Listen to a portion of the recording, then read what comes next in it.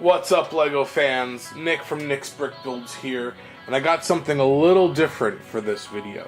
This is the LEGO Blacktron 2 Aerial Intruder. This set was originally released in 1991. It's got approximately 255 parts, and it comes with two Blacktron minifigures and all the accessories that we see here.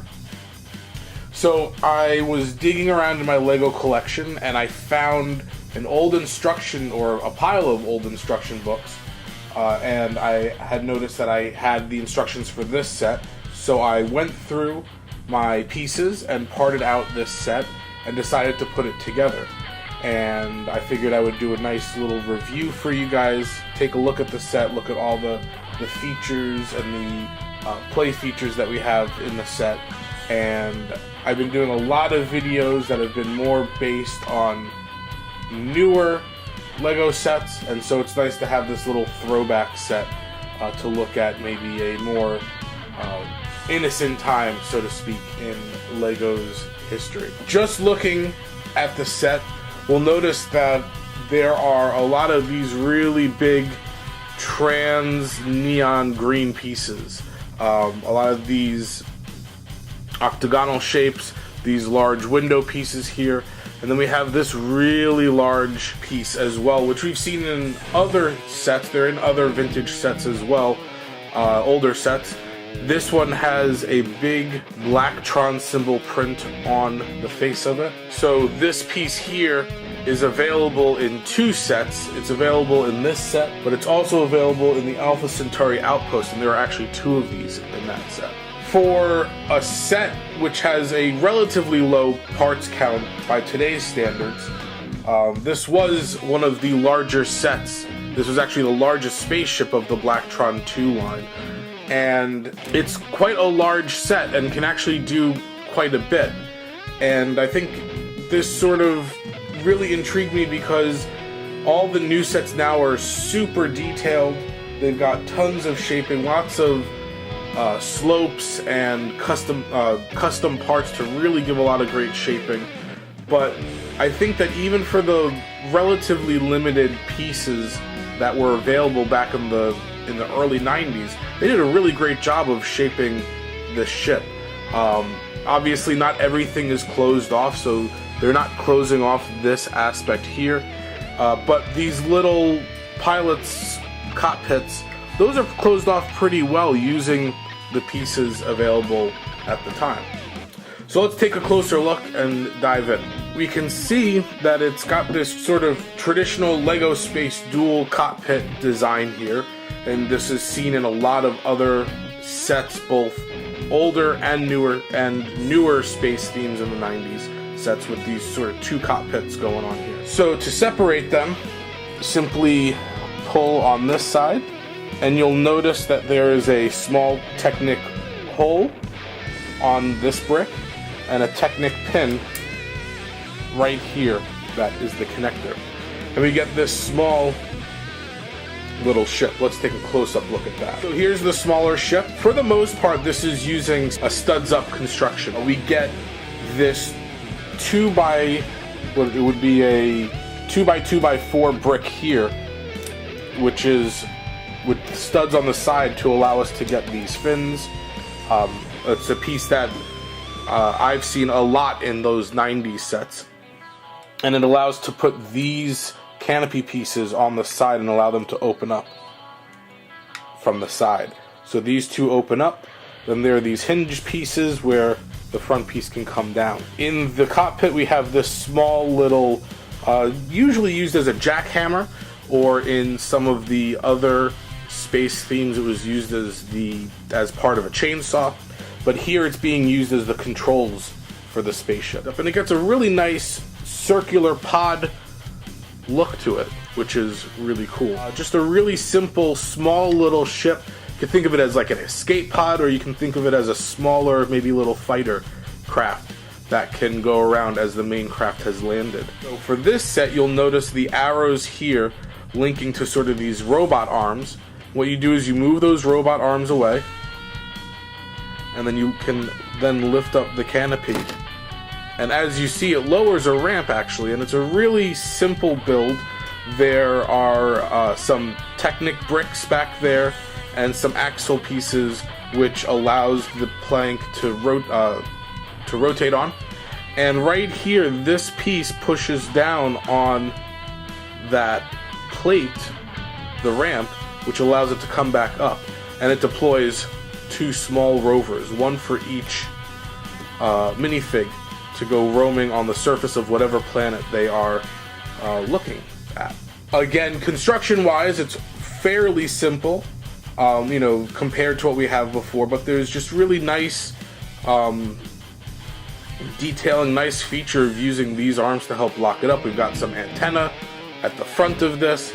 Really no kind of offensive weapons, even though Blacktron were the bad guys of the space theme. There's no real weaponry in this set, but maybe you can think of these antennas as being long, maybe lasers, you know, for offensive weapons. So going to the rear of the ship, you're going to notice that there's another one of these octagonal dome pieces, this time on its side, and when we open it up, it reveals a little jetpack that we have back there, and that's removable. If I get just a little bit closer, you can see that it's got one of these modified 1x2 tiles with some bars coming off of either end of it, and that's hooking into the anti-studs of this jetpack.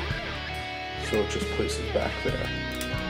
Now I don't know if it's the fact that this is an old set with old parts, but I noticed that it's a little bit difficult for me to close the canopy fully. Not that big a deal. I think it's just the older parts have some issues staying together, or maybe this was just a tad bit oversized for that space, and that's kind of what happens. For play, this still holds up. It's a pretty sturdy set for not being a whole lot of pieces and for having a lot of open spaces in between. Very easily can fit into one hand and can be moved around. You know, and I'm shaking this pretty violently, and it's really not going anywhere. Nothing is coming off, which is really awesome. Still, I think, you know, it's got a great top silhouette, almost maybe bat-winged like in a sense. We got really cool shaping with the different sloped plate pieces. At the top, finally, we've got this little rotor antenna thing, kind of like a space helicopter thing. It's pretty cool. It's a nice detailing. You know, it could just be a radar dish, a sensor dish that is meant to just sort of turn around as you go. So here's a close-up of our figures. We get 2 minifigs in this set. And this is back from the time when we have the classic Happy Face headpiece. Nice Blacktron logo print on the front. And actually these prints have held up pretty well over time. Not much fading. The legs on this guy are a little wobbly, but they're just old parts. Turning them around, we have the air tanks. That was very common on all the space figures. We also have the 2nd generation helmets with the trans-neon visor, trans-neon green visor. So here we can see there's no print on the backs of these heads. This was before LEGO started to include a secondary face print. And now this is interesting. I don't know which one is correct with these figures. I mean, this just came from my minifig collection, you know, that I have. So my minifig collection is about as organized as a junk drawer in someone's kitchen. So this figure has the open hole on the top of the head, whereas this is a closed off minifig stud on the top of the head. I know that the closed off stud is an older minifig head. I don't know which one is era appropriate for the set, but I didn't think it was that big a deal with it, because they'll be having their helmets on the whole time. I don't plan on selling the set, so I'm not trying to pass these off as, you know, original to the set. And it could have been during a time when they were transitioning from the closed off stud to the open hold stud design. There's no printing on the back or on the arms or on the helmet. It's just that single print on the front. We have this big single molded piece of minifig accessory. It's his jetpack. Here's a close-up of the one of the rovers. They're both identical.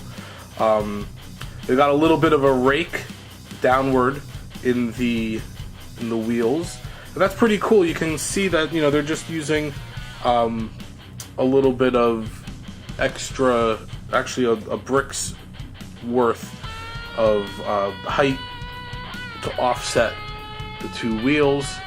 Comes with a computer piece, and this computer piece isn't in the best of shape. There's a little chip in it right at the top, but the other one that I have is actually in really good condition.